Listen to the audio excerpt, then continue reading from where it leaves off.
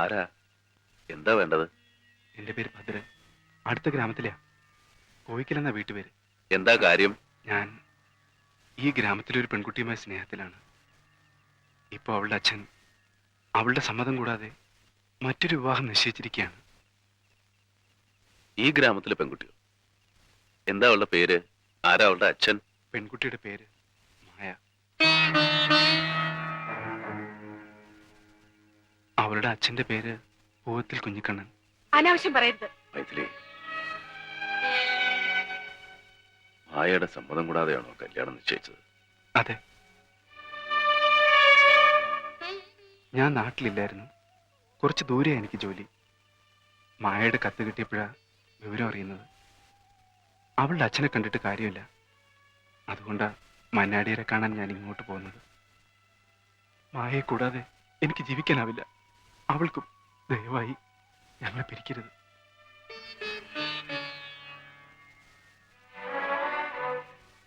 നീ ഈ പറഞ്ഞത് മുഴുവൻ സത്യമാണോ? പാതിരായ്ക്ക് മന്നാടിയാരെ വിളിച്ചുണർത്തി ഞാൻ കളവ് പറയില്ല. അവള് മറിച്ച് പറഞ്ഞാലോ? എന്ത് ശിക്ഷ തന്നാലും സ്വീകരിച്ചോളാം.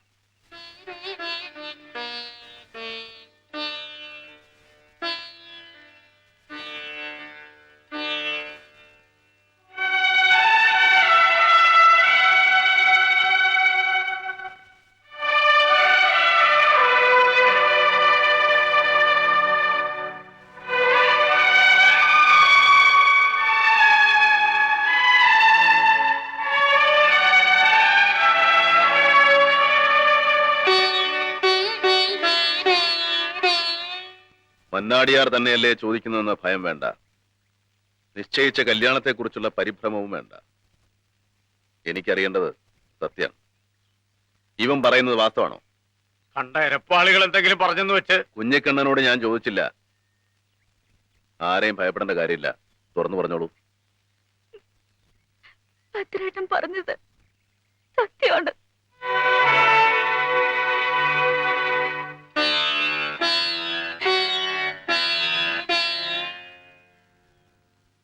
കുട്ടിയുടെ സമ്മതം കൂടാതെയാണോ ഈ വിവാഹം നിശ്ചയിച്ചത്? അതെ. നിന്നെ ഞാൻ കൊല്ലുപിടി. തൊട്ടുപോരുത് അവളെ. ഞാൻ പലവട്ടം ചോദിച്ചപ്പോഴൊക്കെ നിങ്ങൾ പറഞ്ഞു മോൾക്ക് പൂർണ്ണ സമ്മതാണെന്ന്. കേട്ടല്ലോ മോളുടെ സമ്മതം. അന്തസ്സുള്ള ഒരു തൊഴിലുമായിട്ട് വന്നാൽ വിവാഹക്കാരി ആലോചിക്കാമെന്ന് മുമ്പൊരിക്കൽ നിങ്ങൾ അവനോട് പറഞ്ഞിരുന്നോ? അന്ന് തോന്നിയത് പലതും ഞാൻ പറഞ്ഞു കാണും. എന്ന് വെച്ച് കണ്ട തെണ്ടിയുടെ കൂടെ ഒന്നും പറഞ്ഞേക്കാൻ ഞാൻ തയ്യാറല്ല. ഇവനോടൊപ്പം താമസിക്കാൻ നീ തയ്യാറാണോ? തയ്യാറാണ്. എന്റെ കൊക്കിൽ ജീവനുള്ള കാലം അത് നടക്കില്ലടി. നടക്കും. അവരൊരുമിച്ച് ജീവിക്കുകയും ചെയ്യും. മന്നാടിയാരെ, നിങ്ങളോട് എനിക്ക് ഭക്തിയും ബഹുമാനവും ഒക്കെ ഉണ്ട്. എന്ന് വെച്ച് ഞാൻ നിങ്ങളുടെ അടിമയൊന്നുമല്ല. നിങ്ങളുടെ അനിയനെ ഇവിടെ വേണ്ടെങ്കിൽ വേണ്ട. എന്റെ മോള് ആരുടെ കൂടെ വിടണമെന്ന് ഞാൻ തീരുമാനിച്ചോളാം. കിട്ടാക്കടത്തിന് പകരം കണ്ട ചാളയിൽ നിന്നും മേലുവിലാസമില്ലാത്ത പെണ്ണിനെ നിങ്ങൾ ഇറക്കിക്കൊണ്ടുവന്നു. കുഞ്ഞക്കണ്ണ, കിട്ടാക്കടത്തിന് പകരമാണ് ഞാൻ അവളെ ഇറക്കിക്കൊണ്ടുവന്നതെങ്കിൽ തന്റെ അടക്കം ഈ ഗ്രാമത്തിലുള്ള പലരുടെയും പെൺമക്കൾ എന്റെ കിടപ്പറയിൽ ഉണ്ടാകുമായിരുന്നു. അറിയോ എനിക്ക്? ഇഷ്ടപ്പെട്ട പെണ്ണിന്റെ കഴുത്തിൽ മന്നാടിയാർ താലി കെട്ടിയത് അവളുടെയും അവളുടെ ഉറ്റവരുടെയും സമ്മതത്തോടുകൂടിയായിരുന്നു. എനിക്കൊരു തെറ്റുപറ്റി. ഈ വിവാഹത്തിൽ ഞാൻ അല്പം ധൃതി കാണിച്ചു. എനിക്ക് ആ തെറ്റി തിരുത്തണം. ഇവൻ എന്ത് കുറവുണ്ടെങ്കിലും അത് ഞാൻ നികത്തും. അത് താൻ അംഗീകരിച്ചാലും ശരി, ഇല്ലെങ്കിലും ശരി, ഇവരുടെ വിവാഹം നടക്കും.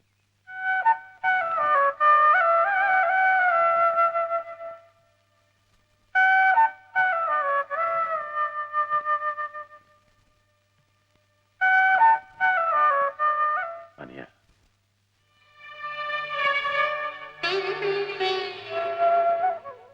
നീ കൊതിച്ചതൊക്കെ നിനക്ക് സ്വന്തമാക്കി തരാൻ ഈ ഏട്ടന് കഴിഞ്ഞിട്ടുണ്ട്. അതിന് ഈശ്വരന്റെ അനുഗ്രഹം ഉണ്ടായിട്ടുണ്ട്.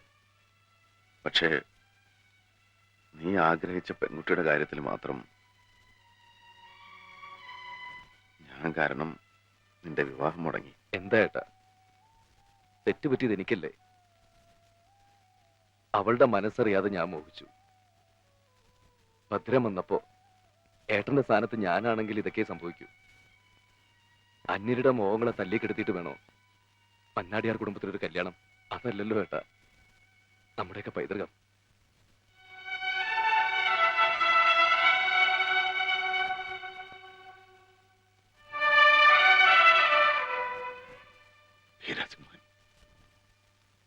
വീരസിംഹ മന്നാടിയാർ. ഏട്ടൻ സന്തോഷായി.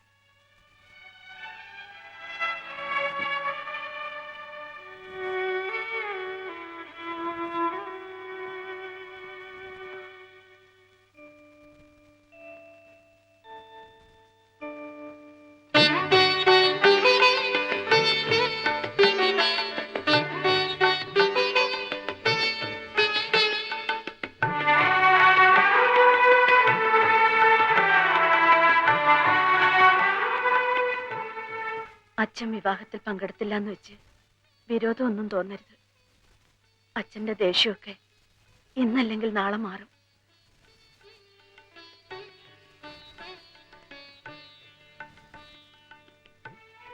കാമാക്ഷി ഒരു തമ്മയുടെ അനുഗ്രഹം ഉണ്ടാവും.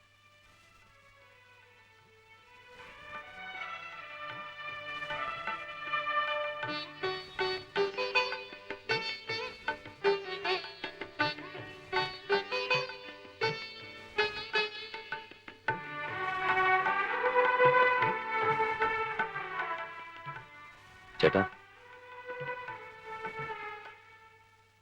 എന്താ ഇനി? ലണ്ടനിൽ നിന്നുള്ള കത്ത MBA അഡ്മിഷൻ വീണ്ടും കിട്ടിയെന്നും പറഞ്ഞു.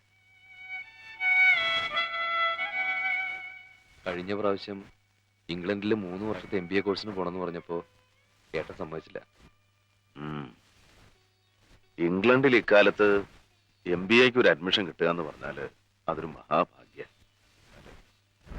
നിന്നെ മടിയിലിരുത്തി പൊന്നാണയം കൊണ്ട് ഹരിശ്രീ എഴുതിച്ചത് അച്ഛനാ.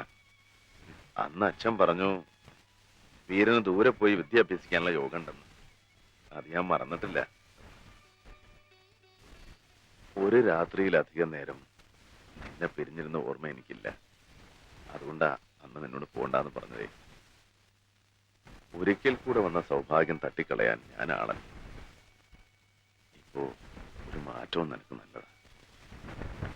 നിന്റെ ഇഷ്ടം നടക്കും.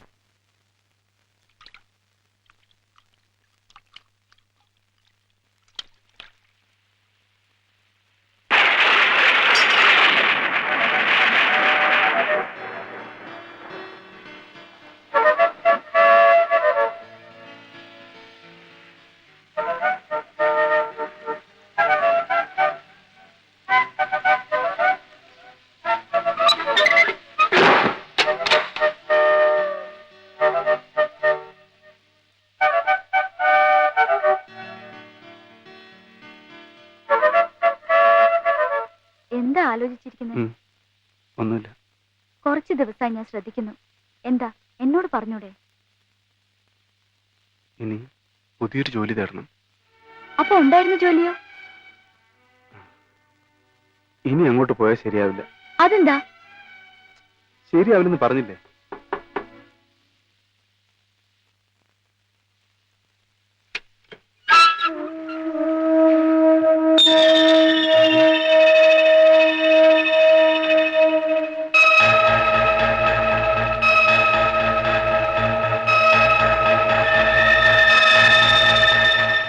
നായിന്റെ മോനെ, ഞങ്ങളെയൊക്കെ വഞ്ചിച്ചിട്ട് നീ ഇവിടെ സുഖിച്ച് ജീവിക്കുകയാണല്ലേ?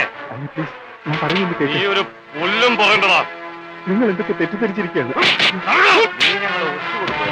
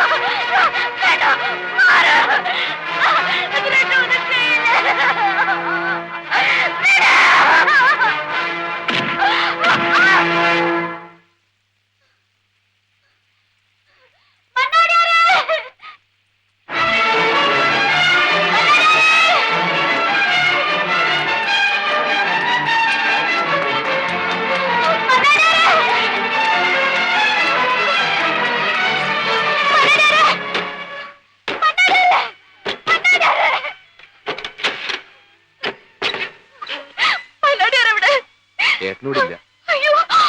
എന്താ എന്തു പറ്റി? റൗഡികൾ ചേർന്ന് എന്റെ ഭദ്രേട്ടനെ ഏ വാ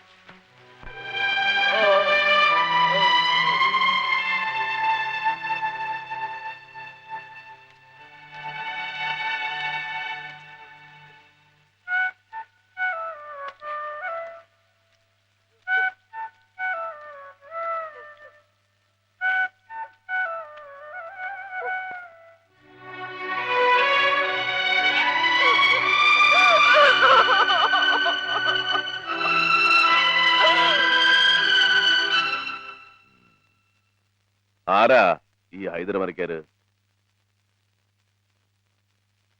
നീ അയാളുടെ ഗുണ്ടയായിരുന്നു അല്ലേ?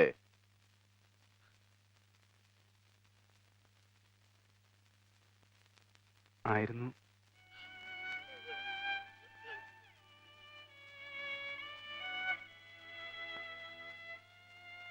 നീ അവരെ ഏതെങ്കിലും തരത്തിൽ വഞ്ചിച്ചുവോ? ഇല്ല. പിന്നെ എന്തിനാ അവർ നിന്നെ അന്വേഷിച്ചു വന്നേ? ജോലിയൊന്നും കിട്ടാതെ വന്നപ്പോൾ എൻ്റെ ഒരു സുഹൃത്താണ് അവരുടെ കൂട്ടത്തിൽ എന്നെ ചേർത്തത്. തുടക്കത്തിൽ ചെറിയ ജോലികളൊക്കെ ഉണ്ടായിരുന്നുള്ളൂ. അവർ തരുന്ന സാധനങ്ങൾ ഭദ്രമായി പറഞ്ഞെടുത്തെത്തിക്കുക. അത്യാവശ്യം ചില കൂലിത്തല്ലും. അവർക്കെന്നെ ബോധ്യമായി. ആ ഇടയ്ക്ക് വലിയൊരു ജോലി എന്നെ ഏൽപ്പിച്ചു. ഒരാളെ കൊല്ലാൻ. ആരെ കൊല്ലാൻ? DIG മാരാരെ. മാരാർ സാറായിരുന്നു ഹൈദരുടെ ഏറ്റവും വലിയ ശത്രു. കൊല്ലാൻ എന്നെ കൊണ്ട് സാധിക്കില്ലെന്ന് ഞാൻ തീർത്തും പറഞ്ഞു. അങ്ങനെ ആ ജോലി മറ്റൊരാളെ ഏൽപ്പിച്ചു. അയാൾ നടത്തിയ 2 ശ്രമവും പാഴായി. അതിനിടയ്ക്കാണ് മായയുടെ കത്ത് കിട്ടിയത്. ആരോടും ഒന്നും മിണ്ടാതെ ഞാൻ ഇങ്ങോട്ട് പോന്നു. അത് അവരെ ഒറ്റക്കൊടുക്കാനായിരിക്കുമെന്ന് അവർ കരുതി കാണും. അപ്പോ നിന്നോട് ആ കണക്ക് തീർക്കാൻ വന്നതാ അവര്. ഇനി എന്താ നിന്റെ ഭാവം? ഒരു വശത്ത് ഹൈദരമരക്കാര്, മറുവശത്ത് തന്നെ മാത്രം വിശ്വസിച്ചിറങ്ങിയ പെൺകുട്ടി. ആഗ്രഹിച്ച പെണ്ണിന്റെ കഴുത്തിൽ താലി കെട്ടി അവളെ മാന്യമായിട്ട് പോറ്റണ്ടേ? എന്ത് ജോലി അറിയാൻ തനിക്ക്? BA വരെ പഠിച്ചിട്ടുണ്ട്, ഡ്രൈവിംഗ് അറിയാം, പിന്നെ അത്യാവശ്യം തല്ലും പിടിയൊക്കെ വശമുണ്ട് അല്ലേ? ഇപ്പോഴത്തെ ചുറ്റുപാടില് താൻ മറ്റു ജോലിക്കൊന്നും ശ്രമിക്കണ്ട. ഈ വീട്ടിൽ കഴിയാം. ഇവിടെ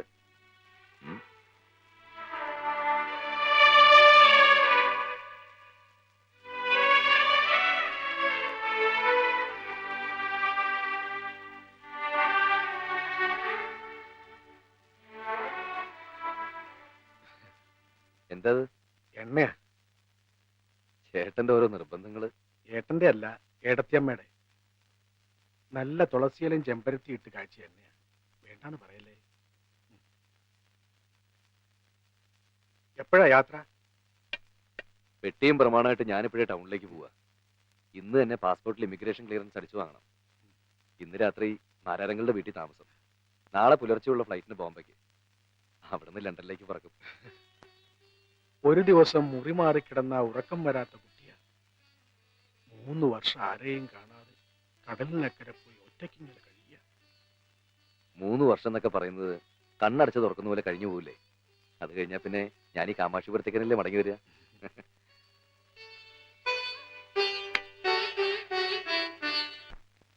എന്തായാലും ശരി, ഭദ്രനെ മന്നാടിയാറിന്റെ കൂടെ താമസിപ്പിക്കുന്നത് അത്ര ശരിയാണെന്ന് എനിക്ക് തോന്നുന്നില്ല. ആവശ്യമില്ലാതെ ഹൈദരുടെ മനസ്സിൽ അത് പകയുണ്ടാക്കും. അഭയം കൊടുക്കുന്നവരെ തള്ളിപ്പറയുന്ന സ്വഭാവം മന്നാടിയാർമാർക്ക് പണ്ടേ ഇല്ല. നരസിംഹ മന്നാടിയാർക്കും ആ സ്വഭാവം തന്നെയാണ് ഇപ്പോഴും. നിന്നോട് പറഞ്ഞിട്ട് കാര്യമില്ല. നീ മന്നാടിയാറിന്റെ അനിയൻ തന്നെയല്ലേ? ഒട്ടും കുറയില്ലെന്ന് എനിക്കറിയാം. ഇത്രയും ദുഷ്ടനായ ക്രിമിനലിനെ എന്തുകൊണ്ട് അറസ്റ്റ് ചെയ്യുന്നില്ല ഡാഡി? അവനെതിരായ ഒരു ചെറുവിരൽ അനക്കാൻ പോലും നമ്മുടെ ഡിപ്പാർട്ട്മെന്റ് കഴിയില്ല. കാരണം അവനെ നമ്മുടെ ഡിപ്പാർട്ട്മെന്റ് തന്നെയാണ് വളർത്തുന്നത്. അപ്പോ അങ്കിളും അയാളുടെ സൈഡ് തന്നെ അല്ലേ? അതുകൊണ്ടാണല്ലോ അവർ എന്റെ തലയ്ക്ക് തന്നെ 2 പ്രാവശ്യം ഉന്നമിച്ചത്. ഒരിക്കൽ 24 മണിക്കൂർ നേരത്തേക്ക് അവനെ എന്റെ കസ്റ്റഡിയിൽ കിട്ടി. അവനെ കൊണ്ട് അവന്റെ ചരിത്രം മുഴുവൻ പറയിപ്പിക്കാൻ ഞാൻ തുടങ്ങിയപ്പോഴേക്കും മുകളിൽ നിന്ന് ഓർഡർ വന്നു അവനെ വിട്ടേക്കാൻ. അന്നും അവൻ ജയിച്ചു.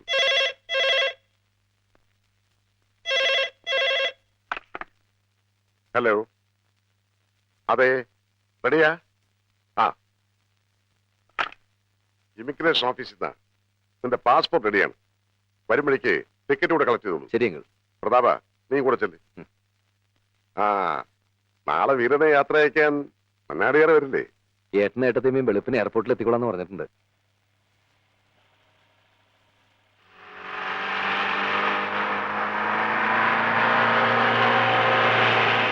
നേരെ മാരാർ സാറിന്റെ വീട്ടിലേക്കോ അതോ? എയർപോർട്ടിലേക്ക് പോട്ടെ. മണി 5 എത്ര മണിക്കാ ഫ്ലൈറ്റ്? 7 മണിക്ക്.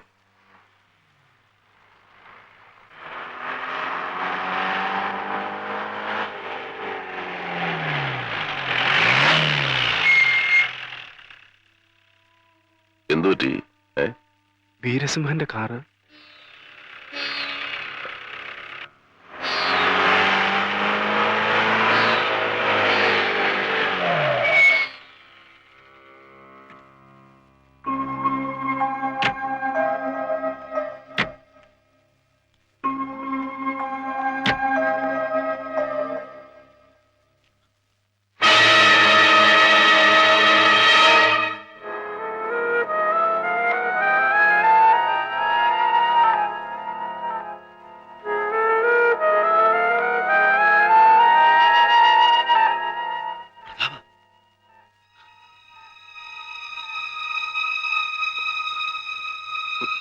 വീരൻ.